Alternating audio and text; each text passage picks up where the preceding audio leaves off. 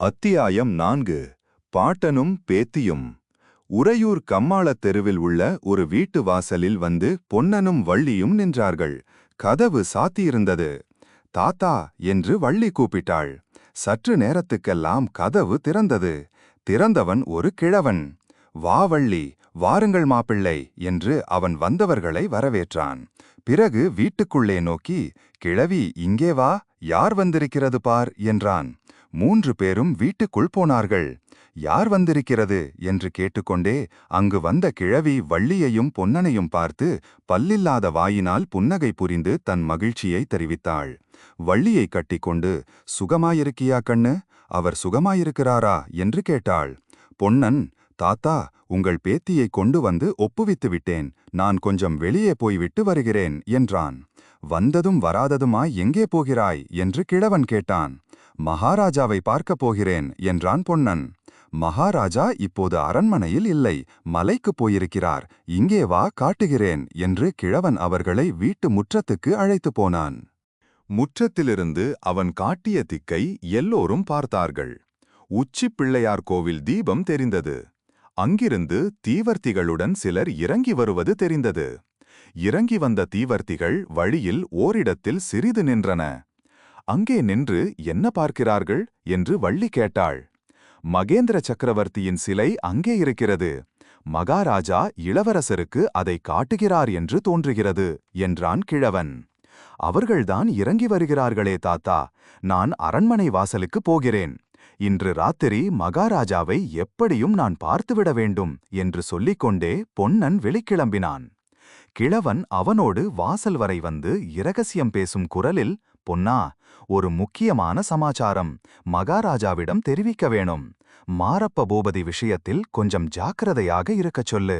அதை அந்தரங்கமாக அவரிடம் சொல்ல வேணும் என்றான். மாரப்ப பூபதியை பற்றி என்ன என்று பொன்னன் கேட்டான். அதெல்லாம் அப்புறம் சொல்கிறேன்.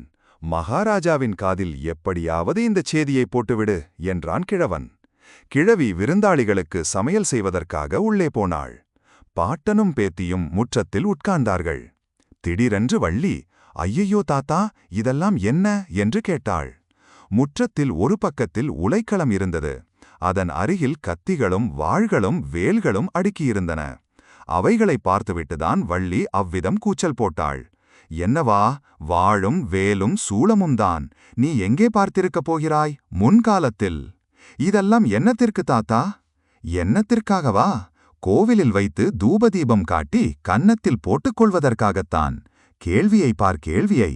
தேங்காய்க்குலை சாய்ப்பது போல் எதிராளிகளின் தலைகளை வெட்டி சாய்ப்பதற்கு வாள், பகைவர்களின் வயிற்றை கிழித்து குடலை எடுத்து மாலையாய் போட்டுக்கொள்வதற்கு வேல், தெரிந்ததா?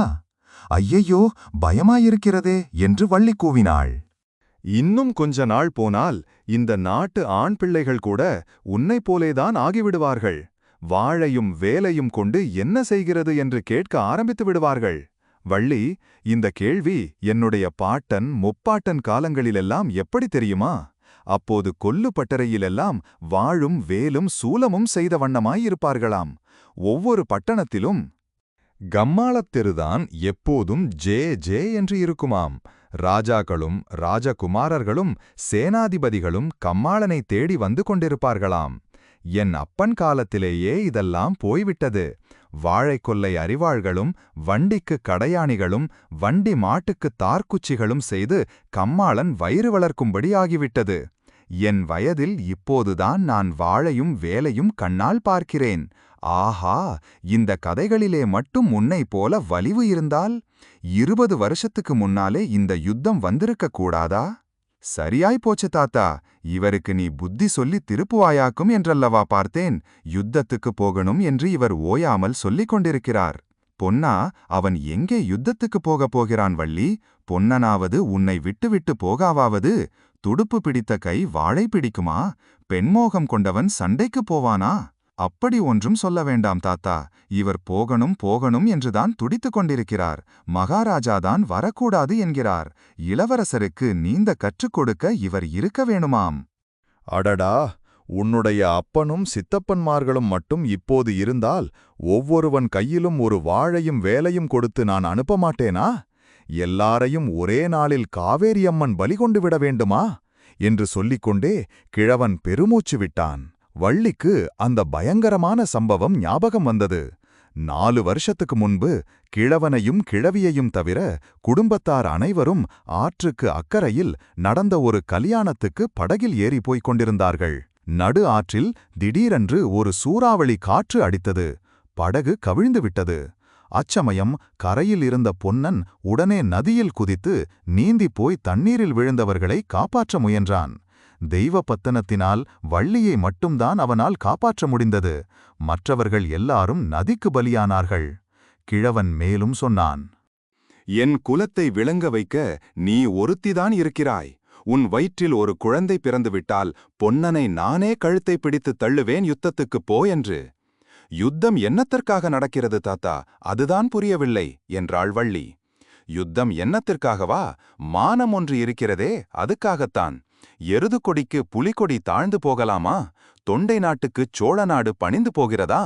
இந்த அவமானத்தை போக்குவதற்காகத்தான். எருது கொடி யாருடையது? இது தெரியாதா உனக்கு? எருது கொடி காஞ்சி பல்லவராஜாவினுடையது. சிங்கக்கொடி என்று சொல்லு. இல்லை, எருது கொடிதான். நான் இன்றைக்கு பார்த்தேன் தாத்தா, தூதர்களின் கொடியில் சிங்கந்தான் போட்டிருந்தது. ஆமாம், எருது கொடியை சிங்கக்கொடியாக மாற்றிவிட்டார்கள். ஆனால் எருது பன்றியை ஜெயித்து விட்டதால் சிங்கமாகிவிடுமா என்றான் கிழவன். எனக்கு ஒன்றுமே புரியவில்லை. தாத்தா, விவரமாய் சொல்லேன் என்றாள் வள்ளி. சரி, அடியிலிருந்து சொல்கிறேன் கேள் என்று கிழவன் கதையை ஆரம்பித்தான்.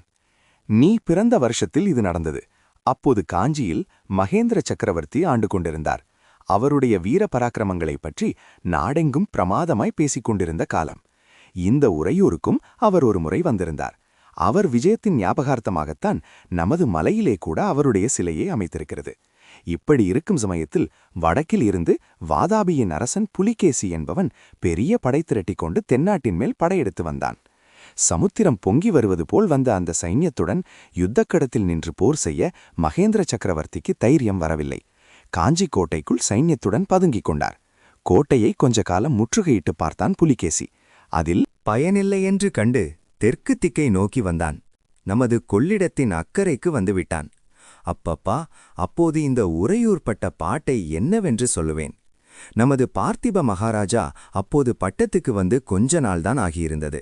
புலிகேசியை எதிர்க்க பலமான ஆயத்தங்கள் செய்து கொண்டிருந்தார். இதற்குள் வடக்கே புலிகேசியின் ராஜ்யத்துக்கே ஏதோ ஆபத்து வந்துவிட்டது போலிருந்தது.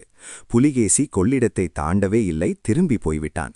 போகும்போது அந்த கிராதகனும் அவனுடைய ராட்சச சைனியங்களும் செய்த அட்டூழியங்களுக்கு அளவே இல்லையாம். ஊர்களையெல்லாம் சூறையாடி கொண்டும் தீ வைத்து கொண்டும் போனார்களாம். அதிலிருந்து மகேந்திர சக்கரவர்த்தியினுடைய புகழ் மங்கிவிட்டது. சலுக்கரின் பன்றிக் கொடிக்கு பல்லவரின் ரிஷபக்குடி பயந்துவிட்டது என்று ஜனங்கள் பேசத் தொடங்கினார்கள். இந்த அவமானத்துக்கு பிறகு மகேந்திர சக்கரவர்த்தி அதிக நாள் உயிரோடு இருக்கவில்லை. அவருக்கு பிறகு நரசிம்மவர்ம சக்கரவர்த்தி பட்டத்துக்கு வந்தார். இவர் பட்டத்துக்கு வந்ததிலிருந்து புலிகேசியை பழிக்கு பழி வாங்கி பல்லவ குலத்துக்கு ஏற்பட்ட அவமானத்தை போக்க வேணும் என்று ஆயத்தங்கள் செய்து வந்தார். கடைசியில் 6 வருஷங்களுக்கு முன்பு பெரிய சைன்யத்தை திரட்டிக் கொண்டு வடக்கே போனார். புலிகேசியை போர்க்களத்தில் கொன்று வாதாபி நகரையும் தீ வைத்துக் கொளுத்தி சாம்பலாக்கிவிட்டு திரும்பி வந்தார். இந்த பெரிய வெற்றியின் ஞாபகார்த்தமாக பல்லவர்களின் ரிஷபக் கொடியை நரசிம்ம சக்கரவர்த்தி சிங்கக் கொடியாக மாற்றிவிட்டார். அவர் திரும்பி வந்து இப்போது 1 மாதம்தான் ஆகிறது.